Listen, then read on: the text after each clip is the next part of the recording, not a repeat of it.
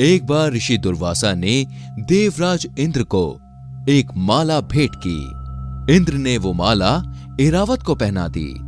ऐरावत ने वो माला अपने पैरों तले कुचल दी। इस बात का पता चलने पर हे इंद्र, जिस धन संपदा का तुम्हें इतना अभिमान है कि मेरे द्वारा दी गई भेंट का तुमने अनादर किया है, आज से तुम लक्ष्मी विहीन हो जाओगे। ऋषि दुर्वासा के इस श्राप के कारण देवराज इंद्र तीनों लोकों से श्रीहीन हो गए थे।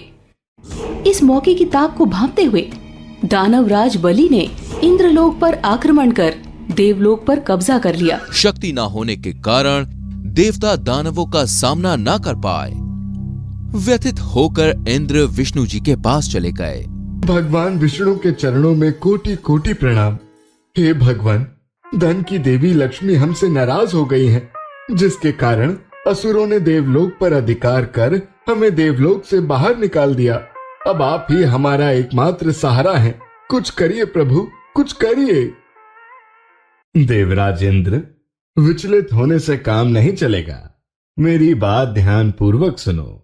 इस समय असुरों पे काल की कृपा है और उनका योग अच्छा चल रहा है, और तुम चाहकर भी उनका कुछ नहीं बिगाड़ सकते। इसलिए एक ही उपाय है, अमृत। परंतु हे नारायण, ये अमृत मिलेगा कहां से? अमृत समुद्र में मिलेगा, सागर का मंथन करने से मिलेगा। परंतु हमें तो अमृत के विषय में कुछ ज्ञान नहीं है। हे देवराज, जैसे दूध के अंदर मक्खन छिपा तो होता है, लेकिन तब तक नहीं मिलता जब तक दूध को मथा नहीं जाता।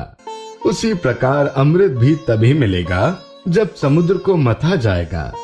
समुद्र में अनेक रत्न हैं, उसमें से एक अमृत भी है।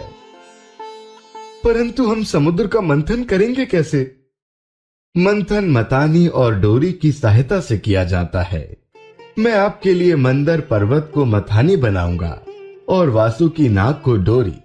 परंतु उसमें एक ही चीज की आवश्यकता होगी, वो है दल जो डोरी को दोनों ओर से खींच सके। इसके लिए आप सभी को दानव को दूसरा दल बनाना होगा। लेकिन प्रभु, क्या दानव हमारी बात मानेंगे? तुम्हें उनसे मित्रता करनी होगी। दानव से मित्रता? पर यह अपमान नहीं होगा। आप सभी अपनी शक्ति खो चुके हैं, इससे बड़ा अपमान क्या होगा? भलाई इसी में है कि दानव से हाथ मिला लिया जाए।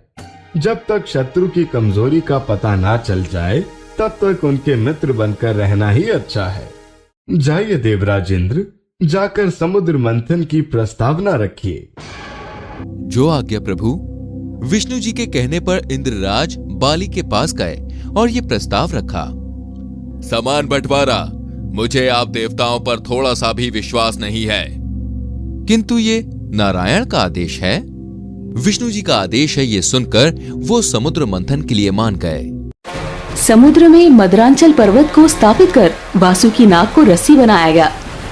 जैसे ही मंथन आरंभ होता है, पर्वत डूबने लगता है। तब भगवान विष्णु ने कच्छप अवतार लिया। उसके उपरांत श्री हरि ने मदरांचल पर्वत को अपनी पीठ पे धारण कर लिया, ताकि मथनी अडिग रहे और पर्वत डूब न जाए।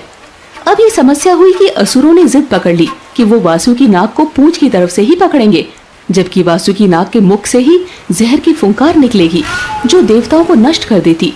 तभी वहाँ देवर्षि नारद आते हैं। मुख शरीर का श्रेष्ठ भाग होता है, और आप तो आज देवताओं से श्रेष्ठ हो। आपको वासुकी नाग को मुख की ओर से पकड़ना चाहिए। तभी असुरों ने कहा, आपकी बात उचित है देवऋषि। देवताओं को ही वासुकी नाग को पूंछ की तरफ से पकड़ना होगा, हम मुख की तरफ से पकड़ेंगे। पूरे देवतागण और देवताओं ने जोश के साथ अमृत मंथन शुरू किया।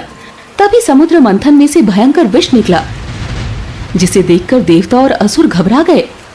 अरे ये क्या? ये तो अमृत की जगह विष निकालने लगा। हम सब मारे जाएंगे। भागो भागो, अपनी जान बचाओ।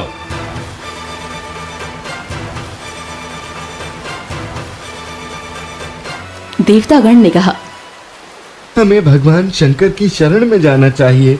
अब वो ही हैं जो हमें इस संकट से निकाल सकते हैं। भगवान भोलेनाथ, अमृत मंथन से विष निकल रहा है। पृथ्वी संकट में है, कुछ कीजिए प्रभु। कालकटु विष सबको लपेट में ले रहा है। हे महादेव, हम पे अपनी कृपा कीजिए।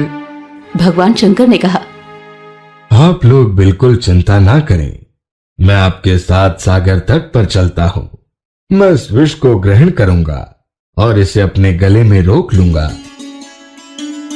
सभी देवताओं की स्तुति पे भगवान भोलेनाथ उस विष को पी गए, लेकिन उस विष को गले से नीचे नहीं उतारा और अपने गले में रोक लिया। इसीलिए पूरा जगत भोलेनाथ को नीलकंठ के नाम से भी जानता है। फिर से समुद्र मंथन का आरंभ हुआ और इस बार मंथन में कामधेनु गाय निकली, जिसे ऋषियों ने रख लिया। फिर उच्छेश्रवा घोड़ा निकला, जिसे असुरराज बलि ने रख लिया। उसके बाद ऐरावत हाथी निकला, जिसे देवराज इंद्र ने ग्रहण किया। ऐरावत के पश्चात कौस्तुभमणि समुद्र से निकली, उसे विष्णु भगवान ने रख लिया। फिर हाथ में वरमाला लिए लक्ष्मी जी निकली। सब इंतजार में खड़े रहे कि किसके गले में वरमाला जाएगी, लेकिन लक्ष्मी जी वरमाला विष्णु भगवान के गले में पहना देती है। इसके बाद अंत में धन्वंतरी वैद्य अमृत का कलश लेकर सबके समक्ष आए। धन्वंतरी के हाथ से अमृत को असुरों ने छीन लिया, जिससे देवतागण निराश हो जाते हैं। देवता कहते हैं, हमारे पास इतनी शक्ति नहीं रही कि हम असुरों से लड़कर उस अमृत को ले सके। हमें भगवान विष्णु से सहायता मांगनी होगी।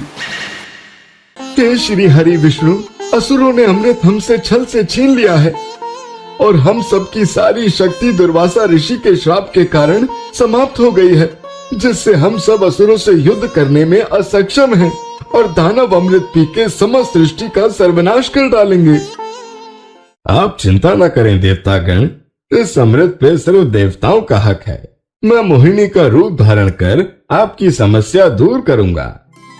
देवताओं की निराशा को देखकर भगवान विष्णु तत्काल मोहिनी रूप धारण कर असुरों के पास जा पहुँचे। जब असुरों ने उस नव यौवना सुंदरी को अपनी ओर आते हुए देखा, तब वे उस सुंदरी को देखकर पागल हो गए।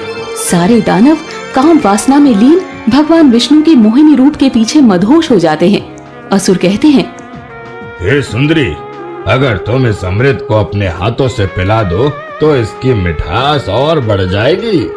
हे दानवराज, परंतु इस अमृत पर देवताओं का भी हक है। वो आपसे छोटे हैं और आप बड़े हैं। अगर आप उन्हें अमृत नहीं देंगे तो ये छोटापन होगा, जो आपके लिए शोभा नहीं देगा। इसके उपरांत देवता भी अमृत पान के लिए आते हैं। हे सुंदरी, अमृत का वितरण आरंभ करो, हमसे और अधिक धीरज ना धरा जाएगा। अतिथि का सत्कार सबसे पहले होना चाहिए। इसके अनुसार सबसे पहले देवताओं को अमृत का पान कराया जाएगा। जैसी तुम्हारी इच्छा सुंदरी, हमें कोई समस्या नहीं है। सभी दानव और देवता एक अलग कतार में बैठ जाते हैं और भगवान विष्णु मोहिनी के रूप में सभी को अमृत पान कराना शुरू कर देते हैं। मोहिनी रूप में विष्णु जब देवताओं को अमृत पान कराने लगी, तब राहु नामक एक असुर जाकर देवताओं की पंक्ति में शामिल हो गया। भगवान विष्णु को भनक लगी और उन्होंने तत्काल अपने सुदर्शन चक्र से राहु का गला काट दिया। अमृत पान के कारण उसके शरीर के सर और धड़ दोनों भाग जीवित रहे और राहु और केतु के रूप में पहचाने गए। इस तरह भगवान विष्णु देवताओं को अमृत पिलाकर अदृश्य हो गए। उसके बाद दानव गुस्से में आग बबूला होकर देवताओं से युद्ध करने लगे। इस बार देवताओं ने अपनी सारी खोई हुई शक्ति वापस पा ली थी और सभी देवताओं ने असुरों को पराजित कर अपना इंद्रलोक वापस पा लिया। दोस्तों, आपको ये कहानी कैसी लगी? कमेंट करके जरूर बताएं। ऐसी और कहानी सुनने के लिए इसे लाइक और शेयर जरूर करें। धन्यवाद।